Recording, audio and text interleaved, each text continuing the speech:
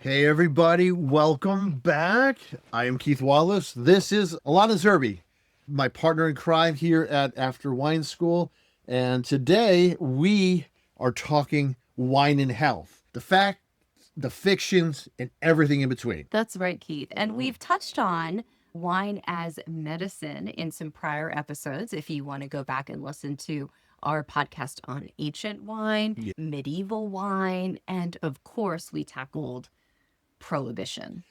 I love that. I do love that episode. There's a lot of good stuff in there. Yeah. So we have touched on this before, but we really want to drill down in today's episode on some of the myths, some of the misreading, so to speak, of scientific studies that have made the headlines in the past year. We are coming to wine's defense here. Absolutely. I am, as everyone knows, I am a champion of wine and all goodness within wine. Well, I mean, Like, there's going to be a Sure. wine religion, and I was going to be one of the apostles. And I put a kibosh to that. I just thought they wanted to dress me up like a cherub and like float me around, and it just was, the diaper was too much. So I thought maybe this was going to go in the wrong way. I thought it was more of some sort of fetish thing. well, we're off to a great start because clearly we're earning your trust in this introduction. But no, just to put things in context, I mean, wine has been with us for something like 10,000 years. Wine has throughout history been considered actually as a partner in health.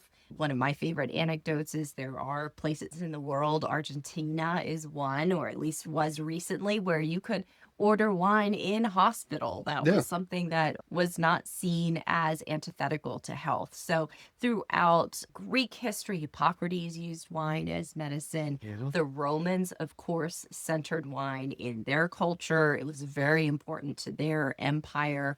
And then in the Middle Ages, we have the monks, Catholic monks, cultivating the vine for use in religious ceremonies. So wine has been with us. And in fact, wine has been more reliable than water for most of human history. Almost all of our history up until very recently.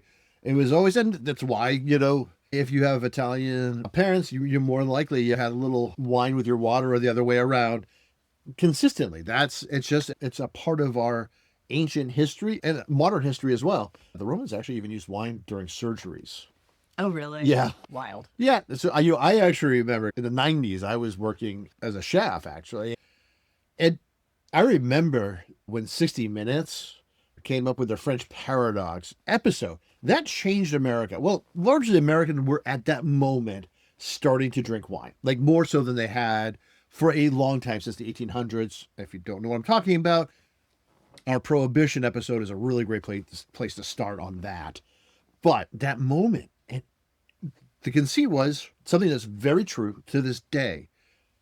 The French, despite the fact that they eat so much cheese and so much fats and drink so much wine, despite this, their cardiovascular health is so much better than ours. Like on almost all health metrics, they actually are so much healthier than we are. And the question was why? And so the study came out and they identified one specific phenolic group called resveratrol. And resveratrol is just one of the pigments that makes red grapes red. That's all it is. They identified this and they proved that mice were much healthier, but the problem was the amount of resveratrol a human would have to take was an insane amount. So over time, that study was shown to be not complete. But the problem is that they never went back and said, okay, we see what is out there, that they're healthier than us. And okay, it's not just the resveratrol, what else? Instead, they said, okay, nope, this didn't work. It doesn't tell the whole story, so we're just going to drop it. But the truth is that Mediterranean diet clearly works well, and we all hear about it. Mediterranean diet this, Mediterranean diet that, olive oil, fish. Blue zones. Yes. Oh, yeah, the blue zones. Well, a key parts of that is actually having wine with dinner. And that's really the thing that, in my opinion, actually is the thing that we should all be focused on, is that having wine with dinner is an amazingly healthy, great thing to do. So 30 years on from Yeah, that yeah. seminal 60 Minutes episode, there has been a backlash. It Oh, yeah. hasn't proven to be as simple as the Mediterranean diet, but also this new prohibition movement that we seem to be experiencing.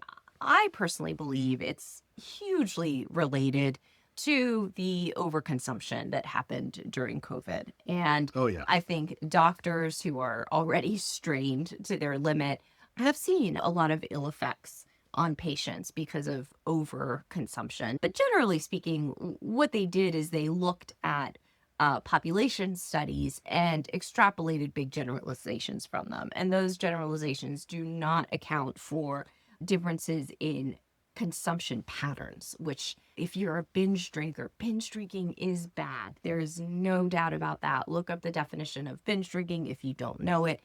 Absolutely avoid binge drinking. I honestly think one of the reasons why, like, neither you or I, like, overconsumed during the pandemic was because wine was naturally, like, we would have a bottle, like, have a couple glasses with dinner. Lifestyle, yeah. We don't drink because we're anxious. We Yeah. drink because we're happy. During COVID, when you and I were rebuilding our business, we had to start doing all these things online. And when we're stressed, we don't drink. Exactly.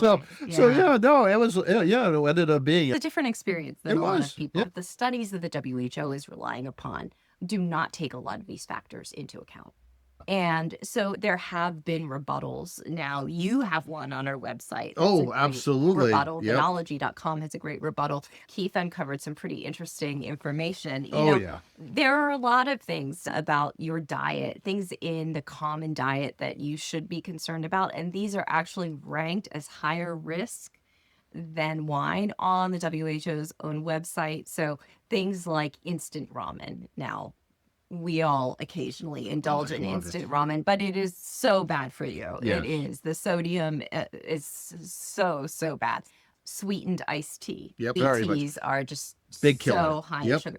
And then I'm going to talk a little bit later about some of my own personal experiences, but I've known for a long time to avoid processed meats. Yes. So Yeah. things like pepperoni have Yeah. a lot of nitrates, and those are considered to be more harmful than wine by the WHO. Oh, yeah. They're all considered much more carcinogenic Yes. than what. Oh, it's crazy the amount of things you could say that are at a higher rate of concern. Like pretty much every single kid's cereal out there. Fruit Loops, which, it's funny they call it FROOT, not FR, because there's no actual fruit in them. They can't actually call them Fruit Loops. They gotta have to call them Fruit Loops. I hope the people online can actually, or people listening can understand the difference there. Yes. Yeah. Oh, it's crazy. Yeah. And I love that. No, that was a lot of research. And that research wasn't just on their website. It's actually through their manuals and their research documents. That's awesome. That's Yeah. really helpful to put in context if there are other findings. Exactly. And because I love science, I really do. When you deal in science and research, one of the things you learn is that you have to ask why, what's the systems around it? Why are you getting the information you're getting? And I've talked about this before. Actually, I talked about this when we were talking in our episode on prohibition and why and how it has affected us to this day. And it has deep effects in modern society, including in how research is done. So, for instance, in America, the only way you can get federal funding for research on alcohol is if it's revolving around alcoholism, not alcohol. And that's a problem because this eschews research greatly. Think about this for a second. If you see a lot of modern research around marijuana research is typically, you see, what are the beneficial elements, right? And then also what the negatives are. So you'll see a much wider version because they're thinking about marijuana, specifically THC, as a possible medicine. And that's also the case with like psilocybin mushrooms as well.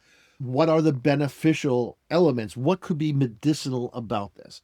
But when you look at research in America, in the United States, about alcohol, what you're not seeing it is treated as medicine or as a potential medicinal benefits, but only as a health threat. So not medicine, health threat. So we can see how this skews the research we get. Every scientific journal, they want to publish provable effects. So if all you're doing is saying wine or alcohol in general can only be a negative, they are only going to publish things that show that it has a negative effect. So you don't get all the studies that could have been written and say, oh, this had no effect or this had beneficial effect. You're not going to see those because we're only looking at it in one direction. Largely. That's not 100% true, but that's directionally true in that the overwhelming majority, because funding dictates. If there was money out there, if I had $2 million to show that bubblegum had a negative health effect, then you would see a lot of research trying to prove that because the money's there. Right. So, yeah, any billionaires out there who want to fund ridiculous research, I have so many ideas. So many. So talk to me. Talk to me. My phone number is not. Please don't. Yeah, no, but there have been studies, and you gave me some great research about the benefits of moderate wine intake. There Yes. actually Oh, are studies. yes, there are. So, for example, moderate wine intake is linked in studies to lower obesity and metabolic syndrome rates. Resveratrol supports blood sugar and insulin sensitivity, thereby lowering diabetes risk. Alcohol in wine can increase thermogenesis, which is slight calorie burn when metabolized. And you wrote an article about this. Yeah, exactly. It's actually the most read on the Whitesville Philadelphia's website. Get skinny by drinking wine.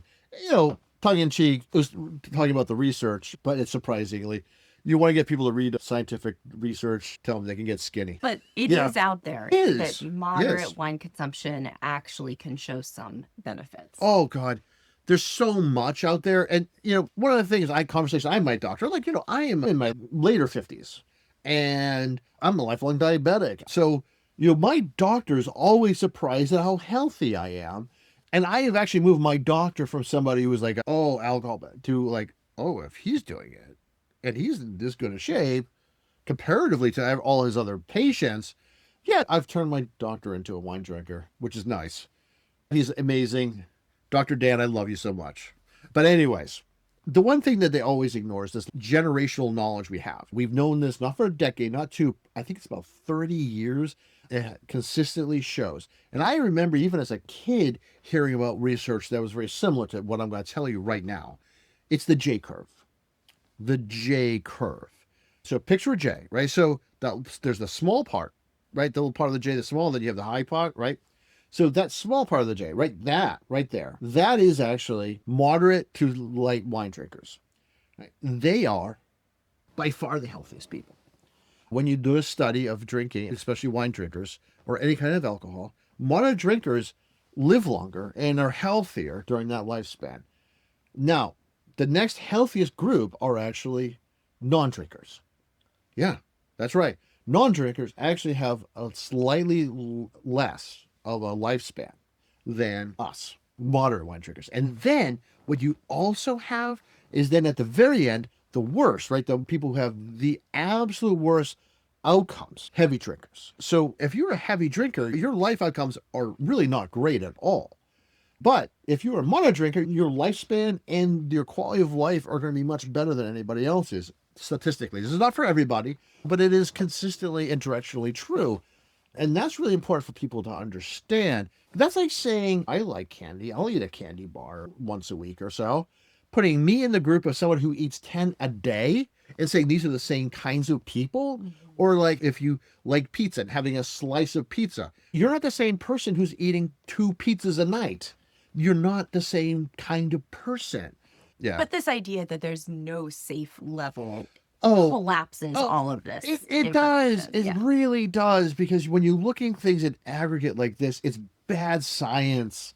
It just feels intentional. This desire to actually make alcohol something evil. When actually processed food, sugar, salt are all overconsumption, are much higher and worse for you, for everyone. And we feed these things to children. Mm-hmm. We specifically don't give wine to children.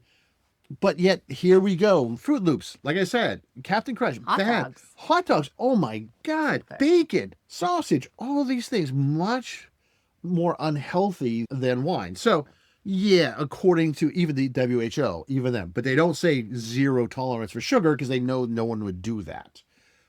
We'll take a moment to acknowledge that there is data that for certain types of cancers, Yes. if you have liver disease, if you have brain or mental health issues that your doctor has spoken to you about. Certainly, there are instances where wine can have a deleterious effect Oh, on your absolutely. health. So we are not sidestepping those. However, as a former cancer patient, cancer survivor myself, I know from firsthand experience when it comes to your diet, there's so much out there that can be misleading. And mostly what your doctors want from you, number one, is to not lie to them. Yeah, yeah. But also, number two, to adhere as closely to a normal diet as possible. When I was undergoing cancer treatment, there was something called the China study. This was a study that showed to survive cancer and stay cancer free, you definitely wanted to abstain from meat and even better, become a vegan. And there were, even 20 years ago, almost now, there were cancer influencers, Oh, that's people so who gross. got rich off of this. And the China study now is a joke. You can very easily find things to debunk it online.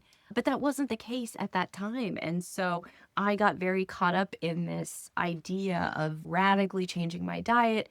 And my doctor was very mad at me and told me to absolutely stop while I was getting treatment because I needed to be consistent. So we definitely want to be sensitive and acknowledge that for certain conditions, of course, be aware, but being moderate in consumption of anything is probably going to be the best course of action. Yeah.